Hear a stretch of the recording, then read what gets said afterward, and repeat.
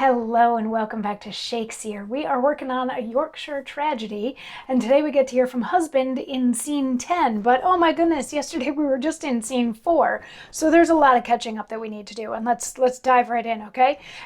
In scene 4, husband found out that his brother has been thrown in jail because of his own debts, and that was what sent him over the edge to realize that his way of life has been injurious to the other people around him. So he decides that the best thing to do is to prevent his children from ever becoming beggars by killing them. So he grabs his eldest son and stabs him a couple of times and then goes off to find the second eldest son. In scene 5, the husband has found the maid who's playing with the second eldest kid, and he's still like dragging the eldest injured kid with him, and she's like, oh my God, help, help, help. So he beats her down, and the wife happens to be in the same room, and she wakes up and she sees that both of her kids are injured, and she like grabs the youngest one, and she's holding on to him, and he's calling her a strumpet and stabbing at her and all that sort of thing. So she gets injured, the kid gets injured, the maid is already injured. He finally gets the kid from his wife and injures the kid a little bit more, which now means it's time for a servant to enter. So the lusty servant, by which they mean like, burly, comes in and is like, what's going on here? So the husband and the servant end up wrestling as the servant is trying to stop him from doing what it is that he's doing here. But the husband kind of sort of wins, knocks the servant down, kicks him a couple times, and runs out to try to find the infant son to kill him too. He gets on a horse and rides away to where the infant is with a wet nurse. Scene 6 is super short. It's only 7 lines long, and it is while husband is going to get on a horse to go find his infant son, he happens to run past the master of the university who's going this way, and the master of the university is like, are you okay? You look a little odd? And husband's like, yep, nope, I'm all good. Yeah, just one more thing to do, and then I'll be able to tell you how I'm going to get my brother out of jail. And the master of the university is like, groovy. And they keep going in the directions that they were going, which means that scene 7, master of the university heads upstairs and he finds the injured wife, the injured maid, the injured servant, the injured children, and he's like, oh my God, what on earth happened here? Like, there's so many dead people. And the servant is like, well, the husband has gone to kill the infant. We need to do something about that. And then the wife, who's not quite dead yet, wakes up, and the master of the university is like, we need a doctor in here. And then he goes off in pursuit of the husband, because that's part of his job as the master of the university, to stop a man from committing infanticide. Anyway, the wife is very distraught because by this point, her 2 children that are in the room are dead. So she's very sad and she's like, what happened here? And the servant is like, I tried to stop him, but he beat me down. But then the master of the university's servant comes in to take the wife to see a doctor. And that is scene 7. Scene 8 starts off with a bang. Almost literally, the husband gets thrown off of a horse into scene 8. Like, the stage directions say that he enters the scene as if he's just been thrown off of his horse. So he's thrown off of his horse into the scene, and he's cursing the horse, and he's annoyed that the infant son isn't there so he can kill him right exactly now.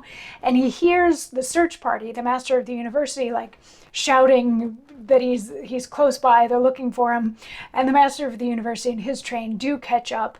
They capture the husband. They're like, come on, take him back, we've got to put him in jail, let him stand trial, all that stuff.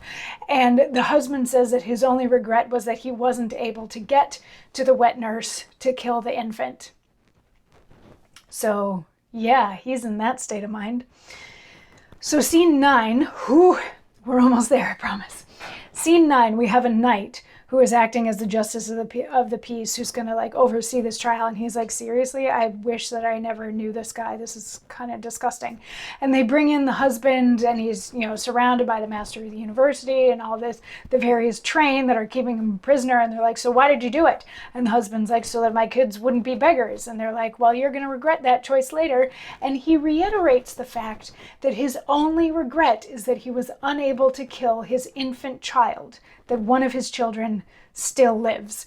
So since he's not showing any remorse for what he's done, they sentence him to death and they take him off to jail.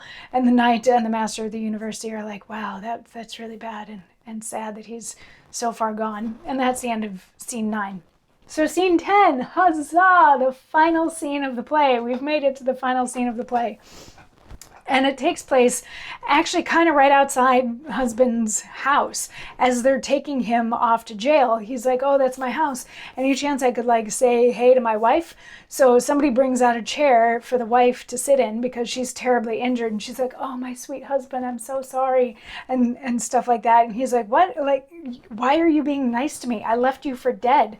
And she's like, oh, but you wounded me and were in ways worse than a sword could do. And the husband says, Faith, and so I think I have. I did my murders roughly out of hand, desperate and sudden, but thou hast devised a fine way now to kill me. Thou hast given mine eyes 7 wounds apiece. Now glides the devil from me, departs at every joint, heaves up my nails. Oh, catch him! New torments that were ne'er invented. Bind him 1,000 more, you blessed angels, in that bottomless pit. Let him not rise to make men act unnatural tragedies, to spread into a father, and in fury make him his children's executioners. Murder his wife, his servants, and who not? For that man's dark, where heaven is quite forgot.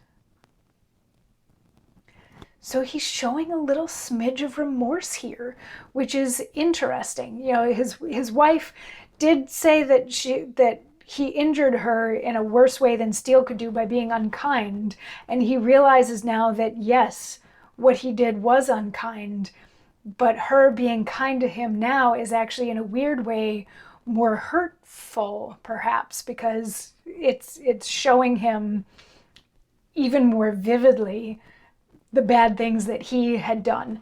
And then he says that it was all because the devil possessed him.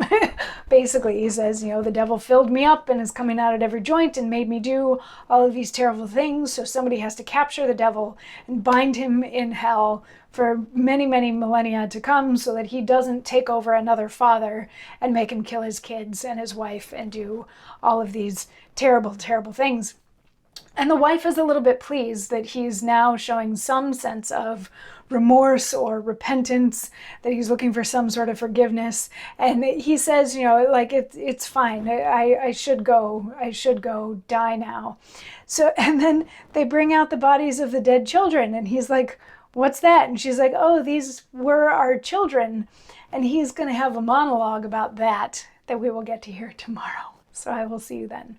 Mwah.